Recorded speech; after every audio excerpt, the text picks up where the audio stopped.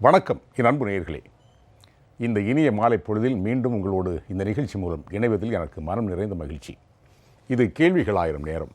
கேள்விகளால் நமது பகுத்தறிவையும் பட்டறிவையும் புதுக்கிக் கொள்ளுகிற நேரம். தேர்தல் ஆணையம், CBI, Reserve Bank of India, இந்த அமைப்புகளெல்லாம் தன்னாட்சி பெற்ற அமைப்புகள் என்று காலம் காலமாக நாம் நம்பிக்கொண்டிருந்தோம். அது உண்மை இல்லை என்பது இப்போது பட்டவர்த்தனமாக தெரிந்து கொண்டிருக்கிறது.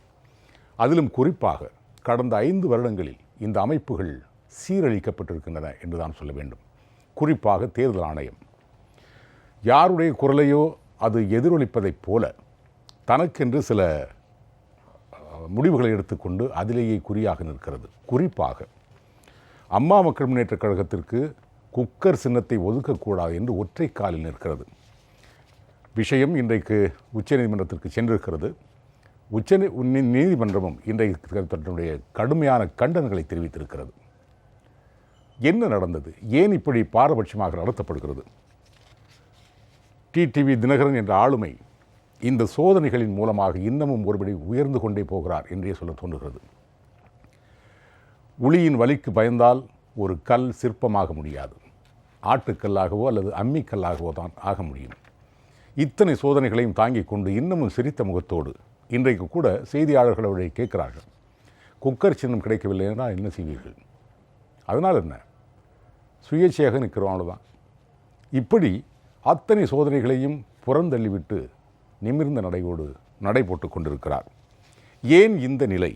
தேர்தல் ஆணையத்திற்கு என்ன ஆயிற்று? இது பற்றி தான் இன்றைய விவாதம் அமையும். தேர்தல் ஆணையத்தை பற்றி திருவள்ளுவர் ஏற்கனவே ஒரு குறள் எழுதி வைத்திருக்கிறார். எப்படி தேர்தல் ஆணையம் இருக்க வேண்டும் என்று குறள் இருக்கிறது. சமன் செய்து, இதற்கு பொருள் பெரிதாக சொல்ல வேண்டாம் என்று நினைக்கிறேன். சமன் செய்து சீர்தூக்கும் கோல் போல் துலாக்கோல் தராசு அமைந்து ஒருபால் ஒரு பக்கமாக கோடாமை நடுநிலை பிறழாமை சான்றோர்க்கு அணி. சான்றோருக்கு மட்டுமல்ல, தேர்தல் ஆணையத்துக்கும் அதுதான் அழகு. அந்த அழகு இன்றைக்கு தேர்தல் ஆணையத்திற்கு இருக்கிறதா என்பது மிகப்பெரிய ஒரு கேள்விக்குறி. இதையே அடிநாதமாக வைத்து இன்றைய விவாதத்தை அமைக்க இருக்கிறோம். விவாதத்தில் பங்கேற்று பேசுவதற்காக இங்கே 3 விருந்தினர்கள், அவர்களை நான் உங்களுக்கு அறிமுகம் செய்கிறேன். திரு ரங்கபிரசாத், சட்ட பஞ்சாயத்து இயக்கம், அன்போடு வரவேற்கிறேன். வணக்கம். திரு சரவணகுமார், அம்மா மக்கள் முன்னேற்ற கழகத்தினுடைய செய்தி தொடர்பாளர், அவரையும் அன்போடு வரவேற்கிறேன். வணக்கம். திரு ஷியாம் அவர்கள், மூத்த பத்திரிகையாளர், வழக்கறிஞரும் கூட, அவரையும் அன்போடு வரவேற்கிறேன். வணக்கம். திரு ஷியாம், என்ன ஆயிற்று தேர்தல் ஆணையத்திற்கு? அதாவது ஒருதலை பட்சமாக நடக்கிறதுங்கிறது இலைமறை காய்மறையாக எப்போதாவது நடக்கும். நாளைக்கு வேட்புமனு தாக்கல் இறுதி நாள். ஒரு இயக்கம் கிட்டத்தட்ட 59 இடங்களில், அதாவது சட்டமன்ற இடைத்தேர்தலை சேர்த்து சொல்கிறேன், 59 இடங்களில் வேட்பாளர்களை நிறுத்திவிட்டு தேர்தல் பிரச்சாரத்தை தொடங்க முடியாமல் முடக்கி போடப்பட்டிருக்கிறது. கடைசி நாள் வரைக்கும், அதாவது உச்சநீதிமன்றம் கூட நாளைக்கு 10:30 மணி வரைக்கும் கேட்குறதெல்லாம் ஒரு சில கேள்விகள், கடுமையான கேள்வி தேர்தல் ஆணையத்தை பார்த்தே கேட்டிருக்கு. இருந்தாலும் 3 மணியோடு முடிஞ்சேன்னு சொன்னபோது தான் நாளை காலை 10:30 மணிக்குன்னு நேரம் ஒதுக்கி நாளைக்கு குக்கர் கிடைக்குமா இல்லையா என்பது தெரிய வரும். எதுக்காக இப்படி ஒரு தனி மனிதனை, ஒரு இயக்கத்தை பார்த்து தேர்தல் ஆணையம் ஏன் தொடை நடுங்குகிறது? அது ஒரு மிகப்பெரிய ஒரு கேள்விக்குறி. உங்களுடைய விளக்கம் என்ன நடக்கிறது பின்னணியில்? எங்கள் கல்லூரி காலத்திலே சிற்பி பாலசுப்ரமணியம் என்று ஒரு கவிஞர், அவர் எழுதிய ஒரு கவிதை வரிகள் எனக்கு இன்னமும் நினைவிருக்கிறது. நியாயங்களின் சமாதிகளை நீங்கள் கண்டதுண்டா? எங்கள் நாட்டில் அவற்றை ஒரு கேப், அவர் விட்ட வார்த்தையை நான் இப்போது நிரப்புகிறேன். நியாயங்களின் சமாதிகளை நீங்கள் கண்டதுண்டா? எங்கள் நாட்டில் அவற்றை தேர்தல் ஆணையம் என்று அழைப்போம். ஏனென்றால் இந்திய தேர்தல் கமிஷன் சின்னங்களை பொறுத்தவரையிலே தேசிய அளவிலே அங்கீகரிக்கப்பட்ட சின்னம், மாநில அளவிலே அங்கீகரிக்கப்பட்ட சின்னம், அடுத்தாற் போல பொதுப்பட்டியலிலே ஒரு சின்னம், அதாவது table number 4 list of free symbols as per notification dated 20/6/2018 20/6/2018 பட்டியலின்படி இவையெல்லாம் பொதுப்பட்டியலிலே உள்ள சின்னம் என்று ஒரு பெரிய பட்டியல் கொடுத்திருக்கிறது. அதிலே முதலிலே ஏசி இருக்கிறது, 110வது இடத்திலே பிரஷர் குக்கர் இருக்கிறது. ஆக பிரஷர் குக்கர் என்கிற சிம்பல் எந்த கட்சிக்கும் வழங்கப்பட்டது அல்ல. ஒன்று. ஃப்ரீ சிம்பிள் லிஸ்டில் இருந்து சின்னத்தை தேர்ந்தெடுக்கிற உரிமை பதிவு செய்த கட்சிகளுக்கு மட்டும்தான் உள்ளது. தேர்தல் கமிஷன் கூறுவதும் அதுதான், அதுவும் சரிதான். ஆனால் இந்த இடத்திலே எதை பார்க்க வேண்டும் என்றால், ஒரு கட்சி பிளவுபடும் போது அந்த கட்சிக்கு இயல்பாக 2 அல்லது 3 போட்டியாளர்கள் இருப்பார்கள். யாருக்கு சொந்தம் என்று இறுதி மேல்முறையீடு தீர்மானிக்கப்படும் வரை இந்த போட்டியாளர்கள் தொடர்வார்கள். ஒரு சில பேர் தாய் கட்சிகளிலேயே போய் சேர்ந்து விடுவார்கள். சரி, தேர்தல் கமிஷன் எப்போதுமே காட்டுகிற ஒரு வழக்கு என்பது சாதிக் அலி வழக்கு. இந்த சாதிக் அலி என்பவர் அகில இந்திய காங்கிரஸ் கட்சியிலே, பிளவுபடாத காங்கிரஸ் கட்சியிலே பொதுச் செயலாளராக இருந்தவர். எண்ணிக்கை அடிப்படையில் தான் அது கொடுக்கணும்னு தீர்மானித்தது. 1969 வந்து காங்கிரஸ் கட்சி பிளவுபடுது. சரி, அப்போ அதுக்கு இருந்த சின்னம் வந்து ரெட்டைக்காளை. ரெட்டைக்காளையை முடக்கிட்டு 2 சின்னமா பிரிச்சு, ஒன்று ராட்டை, இன்னொன்று பசுவும் கன்றோம். இந்த 2 சின்னமா பிரிச்சு வந்து தேர்தல் கமிஷன் ஒரு தீர்ப்பு தருது. அதுக்கு எடுத்து ஒரு ஹைகோர்ட்ல அப்பீல், அதுக்கு எடுத்து சுப்ரீம் கோர்ட்ல ஒரு அப்பீல். சுப்ரீம் கோர்ட்ல அப்பீல் ஆகும்போது காங்கிரஸ் கட்சியை ஒன்னா சேர்ந்துடுச்சு. பசுவும் கன்று சின்னமே கூட வேண்டான்னு சொல்லிட்டு கைக்கு போயிருது. ஆனாலும் அந்த சாதிக் அலி வழக்கத்தான் இன்றைய தேதி வரைக்கும் நம்ம சொல்றோம். அப்போ தேர்தல் கமிஷன் ஒரு கட்சி பிளவுபடும் போது இயல்பாக இருக்கிற போட்டியாளர்களுக்கு தனித்தனியான சின்னங்கள் வழங்கி தனித்தனியான அமைப்பு பெயர் சூட்டியது என்பது 1971 இருக்கிறது. இன்னும் சொல்ல போனா அதுக்கு முன்பே கம்யூனிஸ்ட் இயக்கத்தில இருந்தே இருக்கிறது. சரி, 1989 கட்சிகளை பதிவு செய்கிற நடைமுறை திருத்தம் வருது. அதான் 29A. அடிக்கடி நீ காலையில இருந்து அது 29A வார்த்தைகளை வந்து பயன்படுத்திக்கிட்டே இருக்காங்க.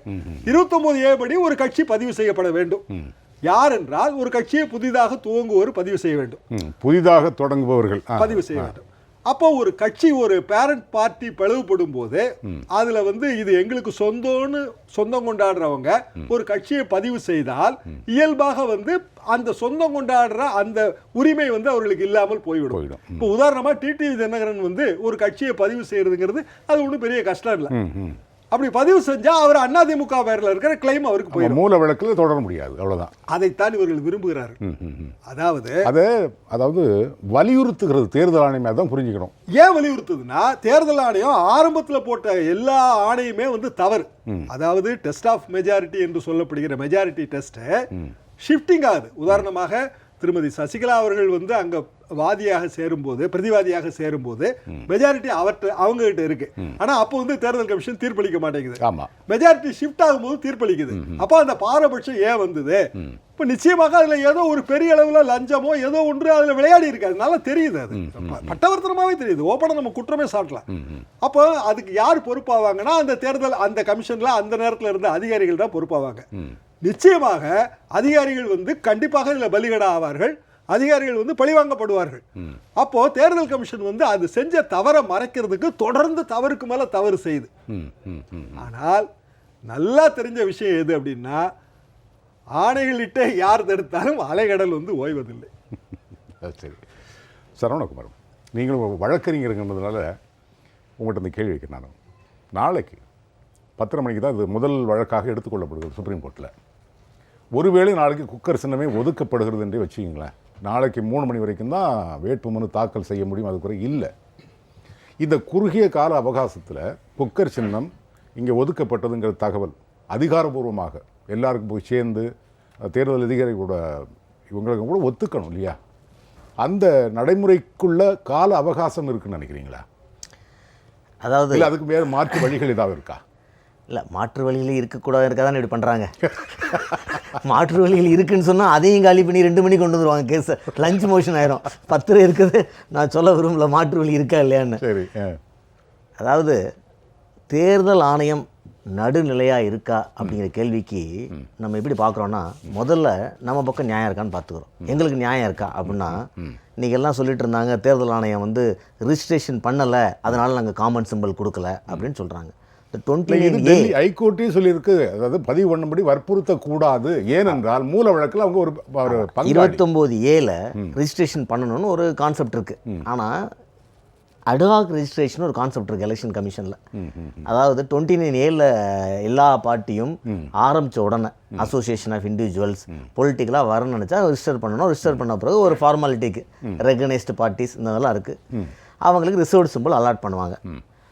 சிம்பிள் ஆர்டர் 1968 பேரா 15 ஒன்று இருக்குது. அது என்ன சொல்லுதுன்னா, ஒரு பார்ட்டிக்குள்ளே ரெகனைஸ்டு பார்ட்டிக்குள்ளே ஒரு டிஸ்பியூட் வந்ததுன்னா 2 ஃபேக்ஷன் இருக்கிறாங்கன்னா அதில் ஒரு ஃபேக்ஷனுக்கு தேர்தல் கமிஷன் அலாட் பண்ணதில் அலாட் பண்ணல அப்படிங்கிற பட்சத்தில் இன்னொரு ஃபேக்ஷன் ஆட்டோமேட்டிக்காக ஒரு அட்ஹாக் ரிஜிஸ்டர்டு பொலிட்டிக்கல் பார்ட்டியாக மாறிடுது. ஸோ இதைத்தான் வந்து சுப்ரீம் கோர்ட் வந்து அதனோட February 7th ஜட்ஜ்மெண்ட்டில் ஜஸ்டிஸ் கன்வில்கர் வந்து டிடிவி தினகரன் தரப்பு அவர்கள் ஒரு ஏடிஎம்கேயோட கிளைமண்ட் பார்ட்டின்னு தெளிவாக குறிப்பிட்டார். அதுதான் முக்கியமான பகுதி. ஸோ எனக்கு ஏன் எலெக்ஷன் கமிஷன் வந்து நீங்கள் ரிஜிஸ்ட்ரேஷனுங்கிறது ஒன்று அப்ளை பண்ணுறது, இன்னொன்று அடாக்கு. நீங்கள் சொத்துல நான் பங்கு வைக்க போகிறேன்னு ஒரு லேண்டில் சொத்துக்களை பங்கு வைக்க போகிறேன்னா நீங்கள் இன்னொரு லேண்டை வாங்கி ரிஜிஸ்டர் பண்ணிடலாம். அதை பற்றி உங்களுக்கு என்ன கவலை? இந்த சொத்துல எனக்கு பங்கு இருக்கா இல்லையா? இருந்துச்சுன்னா எனக்கு ஆட்டோமேட்டிக் ரிஜிஸ்ட்ரேஷன் இதில் இருக்குது. ஸோ அந்த ரிஜிஸ்ட்ரேஷன் படியே எனக்கு நீங்கள் சிம்பிள் அலாட் பண்ணி ஆகணும். சரி, இது முதல் சட்டம். ரைட். பேரா 15ல இருக்கு. நான் ரிஜிஸ்டர் பண்ண தேவையில்லை. என்னை வந்து அன்ரிஜிஸ்டர்ட் பார்ட்டி அவங்க ட்ரீட் பண்ணக்கூடாது. நான் ஃபார்மலாக ரிஜிஸ்டர் பண்ணல, ஆனால் அவங்க அன்ரிஜிஸ்டர்ட் பார்ட்டி இந்த பர்பஸ்க்கு ஃபார் த அலாட்மெண்ட் ஆஃப் சிம்பிளுக்கு அவங்க என்னை ரிஜிஸ்டர்ட் பார்ட்டியாக ட்ரீட் பண்ணி தான் கொடுக்கணும் for the allotment of symbol. சரியா? ஸோ இந்த கேஸ் முடியல. சுப்ரீம் கோர்ட்டில் கேஸ் பெண்டிங் இருக்குது. சுப்ரீம் கோர்ட் எஸ்எல்பியை டிஸ்மிஸ் பண்ணிச்சா இல்லை. ஆனால் என்ன பண்ணுறாங்க, ஒரு நடுநிலை ஆணையமாக அவங்க இருக்கக்கூடிய தகுதியை ஏன் இழந்து விட்டாங்க தேர்தல் ஆணையம் அப்படின்னா, ஒரு length of sequence of event நான் சொல்லி ஆகணும், டைம் இல்லாட்டாலும் நீங்கள் இதுலேருந்து பாருங்கள். இல்லை சொல்லுங்கள், இது கொஞ்சம் விளக்கமாக தெரிய வேண்டியது. அதாவது February 17 சின்னம்மாவால் இபிஎஸ் அவர்கள் சிஎம் ஆக்கப்படுறார். அவர் அம்மாவளியை ஆட்சி கொண்டு போங்கன்னு தான் அவங்கள்ட்ட பொறுப்பை கொடுக்குறாங்க, நீங்கள் நடத்துங்கன்னு சொல்லி சின்னமாக தான் ஆக்குறாங்க. சட்டப்படி அவர் எம்எல்ஏக்கள் ஓட்டு போட்டாலும் அவரை சிஎம் சீட்டில் உட்கார வச்சது யார்? சுட்டு விரல் காட்டினது சின்னமாக தான். February 18, 2017 ஃப்ளோர் டெஸ்ட் வருது. March 22 எலெக்ஷன் கமிஷன் இந்த 2 லீஃப் சிம்பிளை ஃப்ரீஸ் பண்ணுறாங்க. எதை ஃப்ரீஸ் பண்ணுறாங்க? அன்னைக்கு சின்னம்மா தலைமையில் இருக்கிற அதிமுகவில் சிஎம் இருக்காங்க, எல்லா எம்எல்ஏஸ் இருக்காங்க, மெஜாரிட்டி எம்எல்ஏஸ் இருக்காங்க, டிடிவியில் அதில் தான் இருக்கார். அந்த சைடு ஓபிஎஸும் ஒரு 11 பேர் இருக்காங்க. ஆனால் ஏதோ காரணம் காட்டி அதை ஒரு ஆப்போசிட் ஸ்பிளிண்டர் குரூப்னு எப்படி ரெகனைஸ் பண்ணாங்க? ஒரு மெஜாரிட்டி பார்ட்டி கவர்மெண்ட் இருக்கும்போது எப்படி இவங்க ரெகனைஸ் பண்ணாங்க? அன்னைக்கு இதை காரணம் காட்டி ஃப்ரீஸ் பண்ணுறாங்க. அந்த 22 விட 11 தான் பெருசு. டிடி அவர்கள் ஆர்கே நகர் எலெக்ஷன் அனௌன்ஸ் பண்ணுறாங்க. பயந்துட்டு நிற்க மாட்டேன்னு நினச்சிட்டாங்க. சிம்பிளை பார்த்துட்டு சிம்பிள் நமக்கு இல்லையே ரிட்டையர்லன்னு நினச்சிட்டு நிற்க மாட்டேன்னு நினச்சிட்டாங்க. தொப்பி சின்னத்தில் டிடி அவர்கள் நிற்கிறாரு. தொப்பியை பார்த்து ஓட்டு போடுங்கன்றாரு. ஐவி ரிப்போர்ட் போகுது, அவங்க தான் ஜெயிக்க போகிறாங்கன்னு. உடனே April 10, 2010 ஆர்கே நகர் எலெக்ஷனை கேன்சல் பண்ணிடுறாங்க. அப்புறம் பார்த்தீங்கன்னா மர்ம யுத்தம் ஆரம்பிக்குது. மர்ம யுத்தத்தில் அவர் கூடாத இடம் சேர்ந்து வஞ்சத்தில் வீழ்ந்தாயடா கர்ணா அப்படிங்கிற மாதிரி அவர் ஒரு வஞ்சத்தில் வீழ்ந்துட்டாரு. அதுக்கப்புறம் நீங்கள் பார்த்தீங்கன்னா கடன் தீர்க்க வேண்டிய இடம் வேற, ஆனால் இன்னொரு இடத்துல போய் தீர்க்க, அது பிரியாணி கடன். செஞ்சோற்று கடன்கிறது அது ஒரு மாதிரியான ஒரு நட்போடு இருந்தபோது சாப்பிட்ற கடன். ஆமாம், நட்பெல்லாம் துரோகம் பண்ணதுக்கப்புறம் வர பிரியாணி சாப்பிட்றது பிரியாணி கடன். ஸோ 2017 செப்டம்பரில் அவங்க ஆகஸ்ட்டில் அவங்க 2 பேரும் சேர்ந்துடுறாங்க. தர்ம யுத்தமும் தவறான தர்ம யுத்தம் மர்ம யுத்தமும் சேர்ந்த உடனே இது வந்து ஆர்கே நகர் எலெக்ஷன் அனௌன்ஸ் பண்ணுறாங்க. அவங்களுக்கு திருப்பி சிம்பிள் தர்றாங்க. ஆர்கே நகர் எலெக்ஷன் சிம்பிளில் தர்றாங்க. ஆர்கே நகர் ஆமாம் சிம்பிளை தர்றாங்க. திருப்பி ஆர்கே நகர் எலெக்ஷன் அனௌன்ஸ் பண்ணுறாங்க. அப்போ என்ன பண்ணுறாங்க, நம்ம தொப்பி கொடுங்கன்னு கேட்குறோம். சிம்பிள் அதே தொப்பியை கொடுங்கன்றோம். தொப்பி கொடுக்க மாட்டோம், உங்களுக்கு வேற ஒரு சிம்பிள் தரேனாங்க. சரி ஏதோ ஒரு சிம்பிளை கொடுங்கன்னாங்க. குக்கர் கொடுத்தாங்க. கடைசியில் எலெக்ஷனில் எல்லாத்துக்கும் டெபாசிட் போகுது. ஆளுங்கட்சி பரிதாபமான ஓட்டு விழுது. மக்கள் ரெட்டையில் இருந்துச்சு சின்னம், குக்கர் இருந்தது. குக்கரில் அவர்கள் பார்த்த சின்னத்தை ரெட்டையிலைத்தான் பார்க்கிறார்கள். ரெட்டைலையை மக்கள் மறக்கவில்லை. குக்கரில் அவர்கள் தெரிந்தது ரெட்டையிலை சின்னம்தான். குக்கர் தெரிகிறது, அது மேல் ரெட்டையிலை ஸ்டிக்கரும் தெரிகிறது. அதுதான் அம்மாவுடைய அன்பு டிடிவின் மேல் இருப்பதற்கு ஆனால் அத்தாச்சி. அந்த எலெக்ஷன் ஜெயித்து விடுகிறோம். அதற்கு அடுத்தும் இவர்கள் நிற்கவில்லை. எலெக்ஷன் கமிஷன் மெஜாரிட்டி இந்த 15 பேரா 15ல் மெஜாரிட்டி பார்க்கணும். மெஜாரிட்டியில் 2 விதமான மெஜாரிட்டி இருக்குது. ஒன்று அசம்பிளியில் இருக்க மெஜாரிட்டி, ரெண்டாவது பார்ட்டியில் இருக்க மெஜாரிட்டி. அசம்பிளிலையும் பார்ட்டிலையும் இருக்குன்னு நம்ம ஒரு அஃபிடவிட்டே கொடுத்துட்டோம், எல்லாரும் கையெழுத்து போட்டு கொடுத்தோம். அதே கேஸை திருப்பி எல்லார்ட்டையும் கையெழுத்து வாங்கி இல்லை மெஜாரிட்டி இனிமேல் இவங்களுக்கு தான் இருக்குது அப்படின்னு சொல்கிறாங்க. இதில் யார் உடந்தையானாங்க? இதில் ஒரு கிரிமினல் கேஸே இருக்குது. அதாவது 1000 பேர் எனக்கு சப்போர்ட் பண்ணவங்க திடீர்னு ஓவர் நைட்டில் இன்னொருத்தர் சப்போர்ட் பண்ணுறாங்கன்னா it is not a civil case, it is a criminal case. ஆனால் அதை பற்றி கண்டுக்காமல் எலெக்ஷன் கமிஷன் ரெட்டையில சிம்பிளை அவங்களுக்கு கொடுக்குது ஃபைனலாக. அப்போ நம்ம ஹைகோர்ட்டு போகிறோம், சுப்ரீம் கோர்ட் போகிறோம். சரி, இவ்வளோ போயாச்சு. சுப்ரீம் கோர்ட்டில் என்ன சொல்லணும் எலெக்ஷன் கமிஷன்? ஒரு நியாயமாக ஓரளவுக்கு இருந்தால் சரி, ஒரு காமன் சிம்பிளாக கொடுக்குறேன்னு சொல்லணும். குக்கர் சின்ன ஏன் கொடுக்க மறக்கிறான்னு தெரில. ஃப்ரீ சிம்பிளை யாருக்கு வேணால் கொடுக்கலாம். இப்போ நான் கேட்கும்போது வேறு யாரும் கேட்காத போது எங்களுக்கு கொடுக்கல, என்ன தப்பு இருக்குது? சரி, அது ரொம்ப இப்போ நீங்கள் பார்த்தீங்கன்னா நம்ம இப்போ இதில் இந்த election symbols 1968 concession to earlier national பார்ட்டிஸ்னு ஒன்று இருக்குது. அதான் முன்னாடி ஸ்டேட் பார்ட்டியோ நேஷனல் பார்ட்டியாக இருந்து அவங்க டீரெகனைஸ் ஆகிட்டான்னு வச்சுங்களேன், அந்த கேண்டிடேட்டுக்கு சுயேட்சையாக நின்னாலும் பாவமேன்னு சொல்லி ஒரு ப்ரிஃபரன்ஸ் கொடுக்குறதுக்கு லால் இடம் இருக்குது. அந்த ஃபீலிங் கூட எலெக்ஷன் கமிஷனுக்கு இல்லை. ஸோ இவங்க என்ன பண்ணுறாங்க, ஒரு குக்கரில் காமன் சிம்பிள் தர்றவங்க கூட ஒத்துக்கிறது இல்லை. இப்போ அவங்க என்ன நினைக்கிறாங்க, 40 தொகுதியிலும் 40 சுயேட்சை சின்னத்தில் இருந்தால் தான் டிடிவி அவர்களை தோற்கடிக்க முடியும்னு அவங்க நம்புகிறாங்க. அதையும் இன்றைக்கி சொல்ல மாட்டோம், நாளைக்கு மதியம் சொல்லுவோம், அது வரைக்கும் இழுப்போம். இந்த ப்ரொசீஜருக்கு சிவில் கேஸில் வாய்தா போடுவாங்கல்ல, கேஸில் ஜெயிக்க முடியாது என்ன பண்ணுவேன், வாய்தாவை போட்டு இழுக்கிறது, நொந்து நூலாம். அதுனா அந்த மாரி எப்படியாவது இழுத்து டயர்டாக்க முடியாதுன்னு பார்க்குறாங்க. ஆனால் அவங்க யாருக்கு போடுறாங்க, டிடிவிங்கிற ஒரு ஆளுமைக்கு போடுறாங்க. அவர்கிட்ட எம்ஜிஆர்ட்ட இருக்கிற அசாத்திய தைரியமும் அம்மாட்ட இருக்கிற அசாத்திய வைசீரியம் உண்டு. நீங்கள் அவரை எப்படி டயர்டாக போகிறீங்க?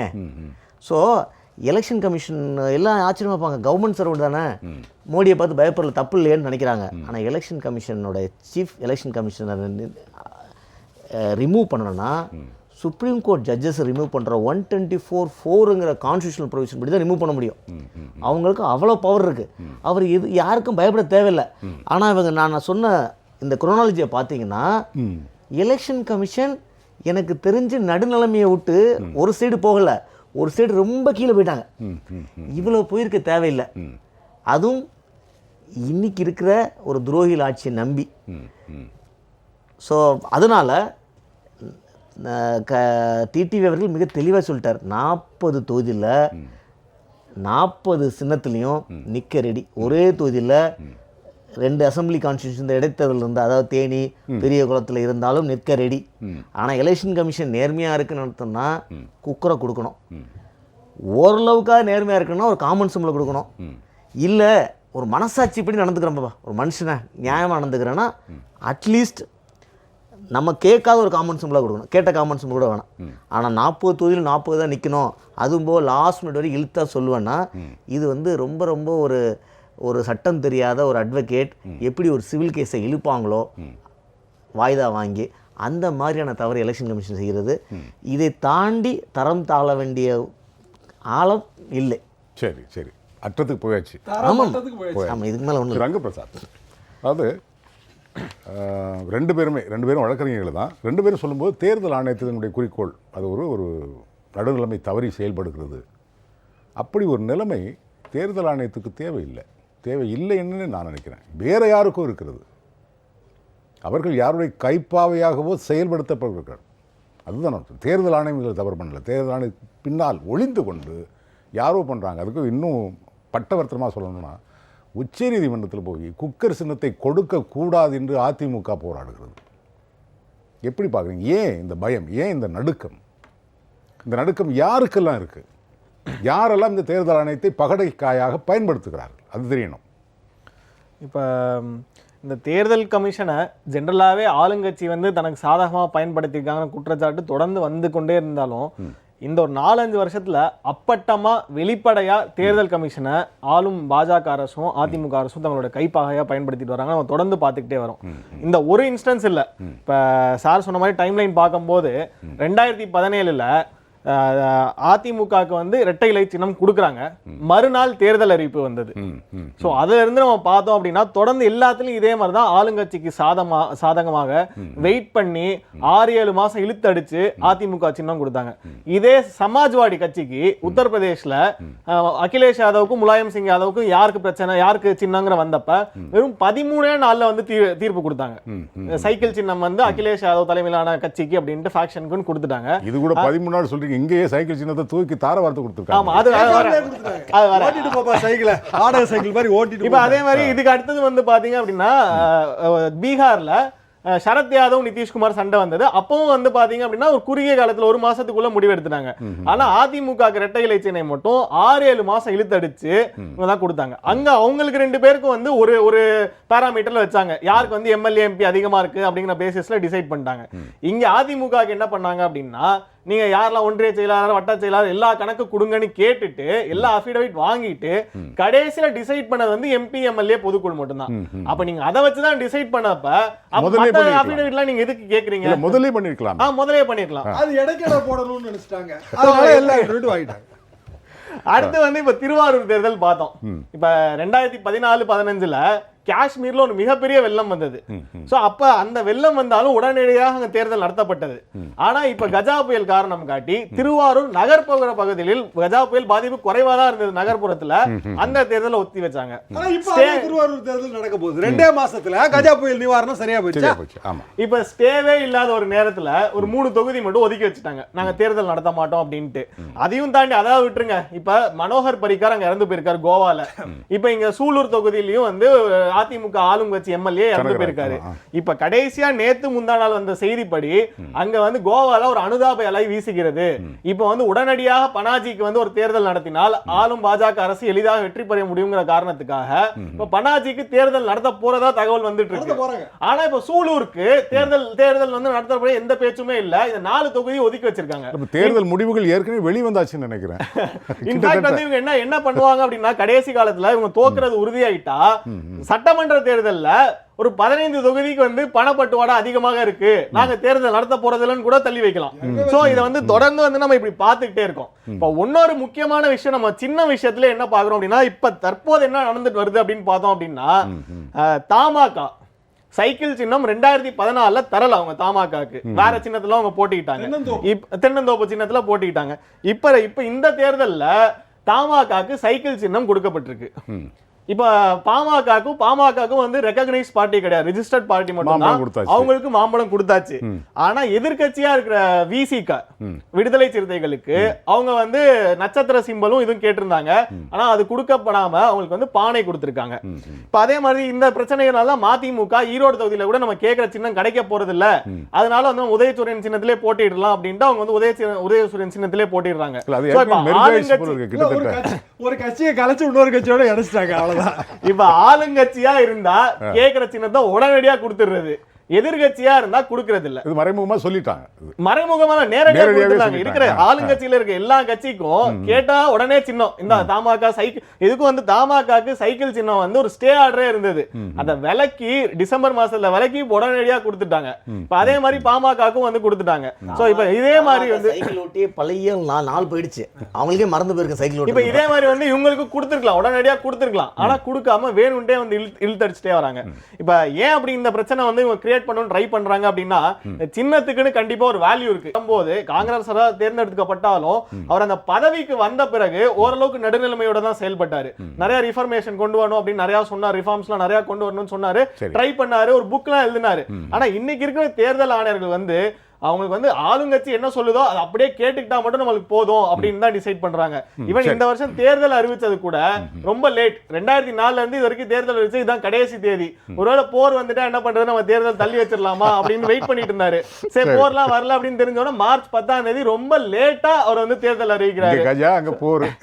கடைசியா வந்து நான் என்ன சொல்லிக்கணும்னா, தேர்தல் ஆணையம் தொடர்ந்து இப்படி வந்து பாரபட்சமா செயல்பட்டு இருந்தா மக்களுக்கு ஜனநாயகம் மேல இருக்கிற நம்பிக்கையும் தேர்தல் மேல இருக்கிற நம்பிக்கையும் கண்டிப்பா போயிடும். பாகிஸ்தானுக்கும் இந்தியாவுக்கும் உள்ள வேறுபாடு போயிடும். சரி, சுருக்கமா சொல்லுங்க உங்களுடைய கருத்து. ரத்தின சுருக்கம்னா ஒரே லைன் தான். இந்த சிம்பல் விற்பனைக்கு அல்ல அப்படின்னு வாசகத்தை மக்கள் மனசுல தொங்க விட வேண்டிய பொறுப்பு எலெக்ஷன் கமிஷன். இந்த பூக்கள் விற்பனைகள் கவிஞர் வைரமுத்து எழுதுவாரு, இந்த சிம்பல் விற்பனைக்கு இல்ல, இந்த சின்னம் விற்பனைக்கு அல்ல. அல்ல அப்படிங்கிறத மக்கள் மனசுல தேர்தல் கமிஷன் நியாயம் சொல்லணும் உருவாக்க வேண்டிய பொறுப்பு தேர்தல் கமிஷனுக்கு இருக்கு. ஆனா இன்னைக்கு ஆல்ரெடி 90% மக்கள் நம்பிக்கை இழந்துட்டாங்க. ஆனா நாங்க சுப்ரீம் கோர்ட் மேல நம்பிக்கை வச்சிருக்கோம். நாளை காலை வரை பொறுத்திருப்போம். நல்ல செய்தி வரும்னு நினைக்கிறோம், நம்புறோம். உங்களுடைய இறுதி நான் வந்து கண்டிப்பாக சுப்ரீம் கோர்ட் நாளை குக்கர் கொடுத்து விடும் என்று தான் நினைக்கிறேன். அதற்கான அறிகுறி இன்று இரவே தெரிந்து விடும். ஏனென்றால் 5 மணிக்குள்ள வந்து அவர்கள் வந்து ரிட்டன் சப்மிஷன் போட்டு ஆகணும். சரி சரி, இன்னைக்கு போடணும் இல்லையா? இன்னைக்கு 5 மணிக்குள்ள போடணும். ஒரு 7 மணி வரைக்கும் கூட போடலாம். அப்ப அதோட காப்பி வந்து வந்துரும், பத்திரிகைகள் எல்லாத்துக்குமே வந்துரும். ரிட்டன் சப்மிஷனே போடலன்னு வச்சுக்குவோம் அப்படின்னா ஆட்டோமேட்டிக்கா அது எக்ஸ்பார்ட்டி. ரிட்டன் சப்மிஷன் போடாமலும் இருக்க வாய்ப்பு இருக்கு. ஏன்னா அவங்களுக்கு தெரியும் நம்ம என்ன பண்ணிருக்கிறோம், எந்த இடத்துல கவனிக்கப்பட்டிருக்கிறோம், எந்த இடத்துல கவனிக்க தவறி இருக்கோம் அப்படின்னு தெரியும்ல. அது வாயை கொடுத்து மாட்டுறதுக்கு சும்மா இருக்கிறது பெஸ்ட்னு போடாமல் இருந்துருவாங்க. அதை கவனத்தில் கொள்வார்கள் என்று நாம் நம்புவோம். இப்போ நாளைக்கு நல்ல செய்தி கிடைக்கும் கண்டிப்பா. எனவே வந்து நான் எதிர்பார்க்கிறேன் இவங்க வந்து எழுத்துப்பூர்வமாக சுப்ரீம் கோர்ட்டுக்கு தரவே மாட்டார்கள். ஏனென்றால் அந்த கன்வில்கர் ஜட்ஜ்மெண்ட்ல தெள்ள தெளிவா அது இருக்கு. அதை தாண்டி இவங்க கொடுக்க மாட்டாங்க. அப்படிங்கும் போது இயல்பாகவே வந்து இந்த பிரச்சனை வந்து இன்று இரவே முடிந்து விடும். சரி, காலை வந்து 10:30 மணிக்கு முதல் தீர்ப்பாக வந்து இது நல்ல செய்தி நாளைக்கு வரட்டும். உங்களைப் போலவே நாடும் எதிர்பார்க்கிறது. அரங்கத்துக்கு வந்து ரொம்ப அழகான கருத்துக்கள், அதாவது இதுவரைக்கும் தெரியாத கருத்துக்கள், இதில் உள்ள சிக்கலான முடிச்சுகள் எல்லாத்தையும் ரொம்ப அழகாக அவிழ்த்திருக்கீங்க. அதற்காகவே உங்கள் மூவருக்கும் ஜெயபல தொலைக்காட்சி சார்பில் நெஞ்சார்ந்த நன்றி. நேயர்களே, மீண்டும் ஒரு கேள்விகள் 1000 நிகழ்ச்சி உங்களை சந்திக்கும் வரை உங்களுக்கு நன்றியும் வணக்கமும் சொல்லி விடைபெறுவது உங்கள் எம்ஜே. வணக்கம் நேயர்களே.